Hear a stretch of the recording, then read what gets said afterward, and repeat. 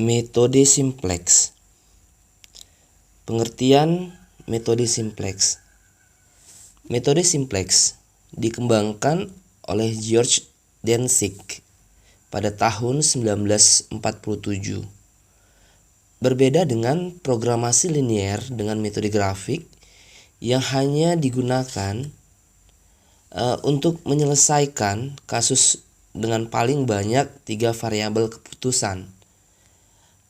Maka metode simplex dapat digunakan untuk memecahkan kasus dengan banyak variabel keputusan. Proses penyusunan model matematika untuk fungsi tujuan dan fungsi kendala sama seperti pada metode grafik. Sedang penentuan penyelesaian optimal ini dilakukan dengan cara iterasi, yaitu proses perhitungan secara berulang. Jadi intinya yang membedakan antara metode simplex dengan metode grafik, kalau metode grafik itu variabel itu paling banyak 3 variabel keputusan yang dapat diselesaikan. Tapi kalau variabel keputusannya itu sudah lebih dari 3, kita tidak bisa lagi menggunakan metode grafik, namun kita harus menggunakan metode simplex. Adapun langkah penyelesaian pengambilan keputusan dengan metode simplex meliputi mengubah bentuk ketidaksamaan fungsi kendala menjadi bentuk standar dengan cara menambah variabel select.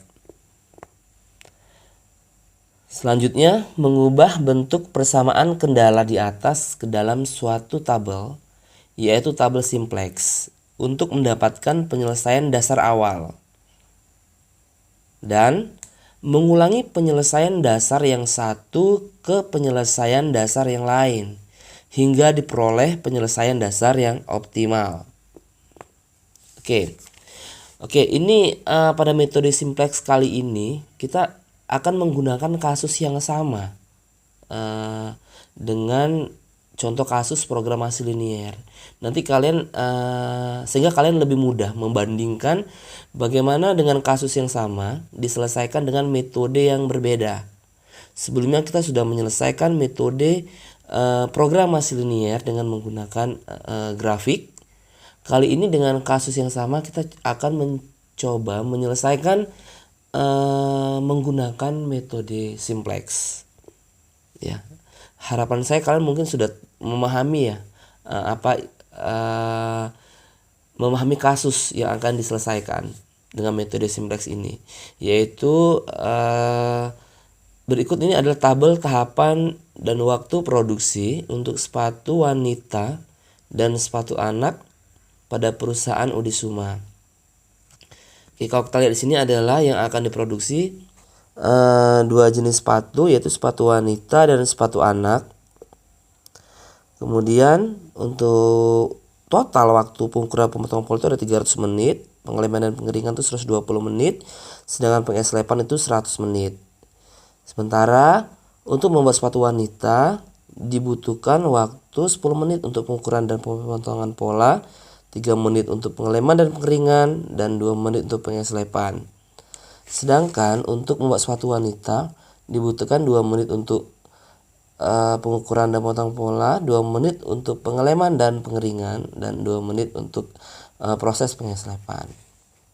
Dari tabel ini selanjutnya kemudian adalah dalam rangka menentukan berapa pasang masing-masing jenis sepatu yang harus dihasilkan oleh perusahaan per hari supaya keuntungan yang diperoleh maksimum.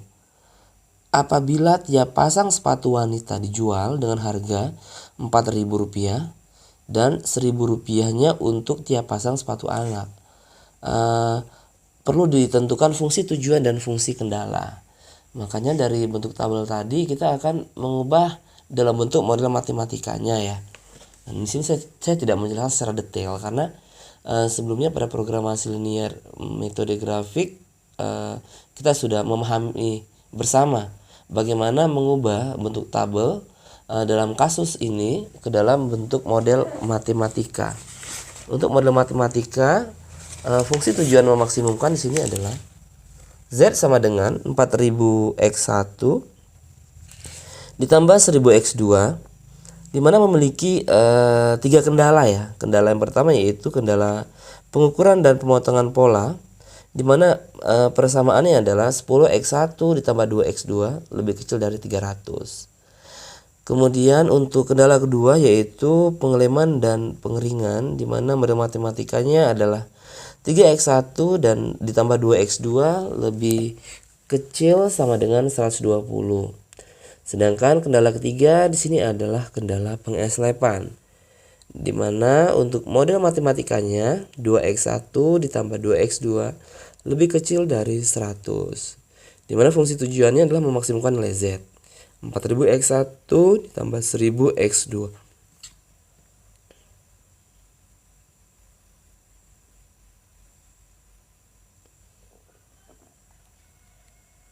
Oke.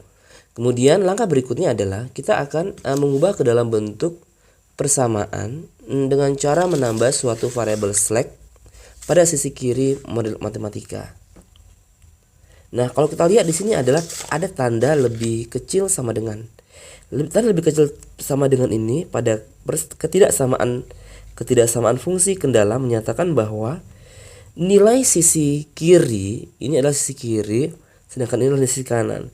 Nilai sisi kiri ini lebih kecil ya, nilai sisi kiri ini lebih kecil dari nilai sisi kanan. Supaya nilai kedua sisi sama ya, sisi kiri dan sisi kanan, maka pada sisi kiri yang ini, pada sisi kiri yang ini, yang tanda titik-titik ini saya memang kosongkan, kita tambahkan ya. Pada sisi kiri ini kita perlu tambahkan suatu nilai yaitu sebesar variabel slack.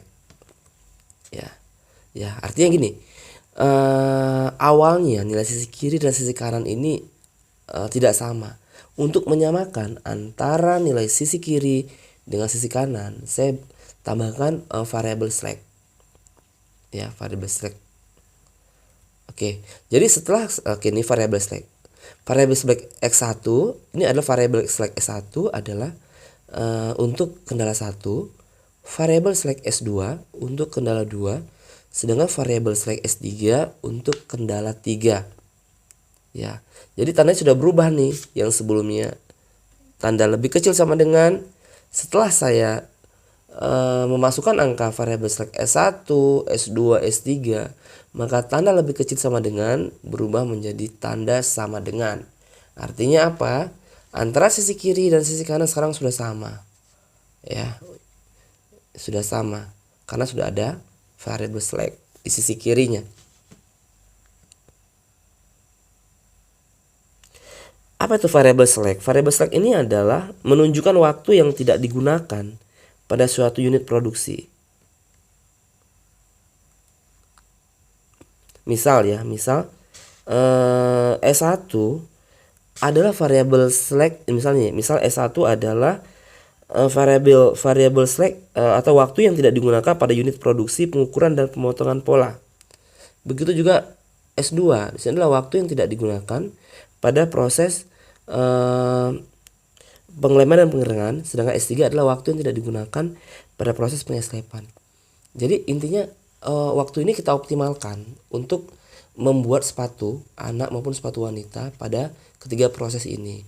Namun jika ada sisa waktu yang tidak terpakai atau tidak digunakan, maka dia akan dimasukkan ke dalam variabel slack ini angkanya. Oke, untuk langkah selanjutnya, dalam metode simplex, suatu variabel yang tidak berpengaruh terhadap nilai persamaan ditulis dengan menambahkan koefisien 0. Oke, kemudian ini saya munculkan kembali ya yang tadinya ya. Di sini ada fungsi tujuan yaitu 4000x1 ditambah 1000x2. Kenapa saya di sini buat tanda titik-titik, saya bagi 3 ya, ada 3 tanda titik-titik di sini adalah karena kendalanya ada 3. Kendalanya ada 3, maka di sini saya kosongkan ada 3 ya, 3 titik-titik. Sedangkan untuk kendala 1, 10x1 tambah 2x2 ditambah titik-titik ditambah titik-titik ditambah titik-titik sama dengan 300. ya. Kemudian 3x1 tambah 2x2 ditambah titik-titik ditambah titik-titik ditambah titik-titik sama dengan 20. Selanjutnya juga sama seperti itu ya.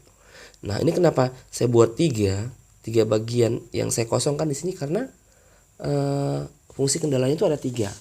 Beda kasusnya kalau misalnya fungsi kendalanya itu ada 5 misalnya.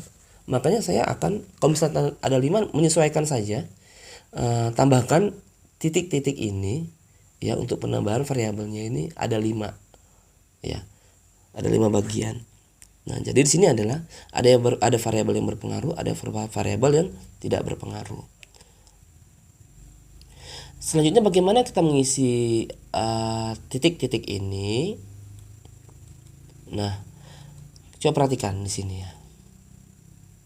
Pertama sekali adalah kita meletakkan variabel slack yang berpengaruh dulu.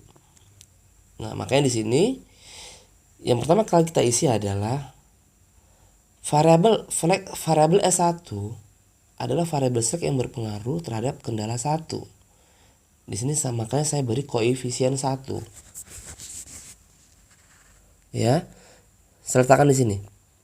Sedangkan untuk kendala 2, variabel slack yang berpengaruh adalah S2.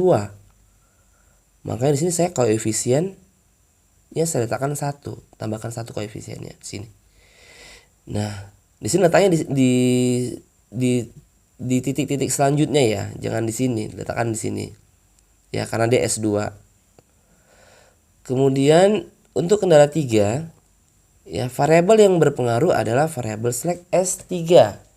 Saya beri koefisien 1. Nah, sekarang variabel yang berpengaruh sudah kita tuliskan di masing-masing fungsi kendalanya. Bagaimana variabel yang tidak berpengaruh? Variabel yang tidak berpengaruh itu tetap dituliskan. Contohnya ya, variabel selanjutnya adalah, nah ini, variabel yang tidak berpengaruh. Ya, dalam metode simplex, suatu variabel yang tidak berpengaruh terhadap nilai persamaan ditulis dengan menambahkan koefisien 0. Ya, makanya di sini variabel yang tidak berpengaruh untuk fungsi tujuan dia tidak berpengaruh terhadap variabel slack S1, S2, S3. Karena variabel S1, S2, S3 sini adalah yang dimiliki oleh kendala, fungsi kendala. Makanya di sini saya beri koefisien 0 karena tidak berpengaruh terhadap fungsi tujuan. Variabel slack S1 tidak berpengaruh terhadap fungsi tujuan, variabel slack S2 tidak berpengaruh terhadap fungsi tujuan, variabel slack S3 tidak berpengaruh terhadap fungsi tujuan. Makanya di sini saya letakkan koefisien 0. Sedangkan untuk kendala 2 ya, di sini S2 dan S3 tidak berpengaruh terhadap kendala 2, makanya saya beri koefisien 0. Sedangkan untuk kendala 3 variabel tidak berpengaruh adalah S1 dan S2. Saya juga berikan koefisien 0. Sedangkan variabel berpengaruh saya beri koefisien 1, S2. Kendala 3 juga variabel yang berpengaruh adalah S3. Saya kasih koefisien 1. Sedangkan variabel yang tidak berpengaruh saya beri koefisien 0, S1 dan S2.